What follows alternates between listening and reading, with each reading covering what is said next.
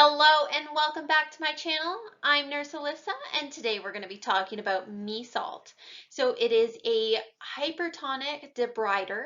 But first, if you could hit that like and subscribe, it would be greatly appreciated as it does help my channel grow. So let's get started. So Mesalt is a hypertonic saline impregnated gauze which creates a hypertonic environment which actually naturally draws out any exudate, debris, and edema from the wound.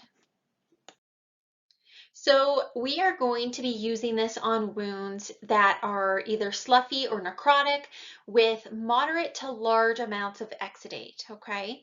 And it may be used on infected wounds in conjunction with appropriate clinical treatment. Okay, so if they're on an antibiotic, you can use this product.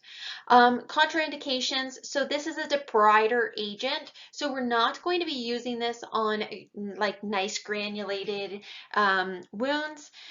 We're not going to use this if the wound has small amounts of drainage, as it is going to pull fluid from it. So we do not want to be using it if there is not enough drainage, okay? That moderate to large amount of drainage we need to use this product. And then we're not going to use this on wounds with exposed tendons. So to apply, we're going to start by cleansing the wound with our normal saline or sterile water.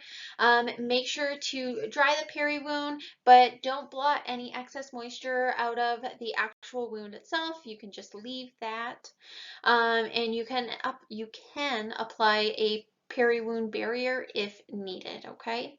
So when we go to apply this, we are not going to moisten this product at all. We're going to apply it dry because its job is to pull out moisture, okay? So we want to be pulling it out of the wound. So when you apply the dressing, you're just going to fluff the gauze into the cavity very loosely.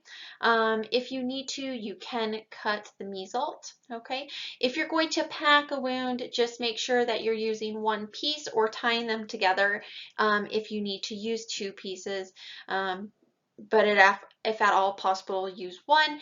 Make sure that you leave a tail so it can be pulled out, and you're just fluffing it into the tunnel or cavity very, very softly, okay? And then you're just going to apply an appropriate cover dressing to maintain a moisture balanced wound environment, okay?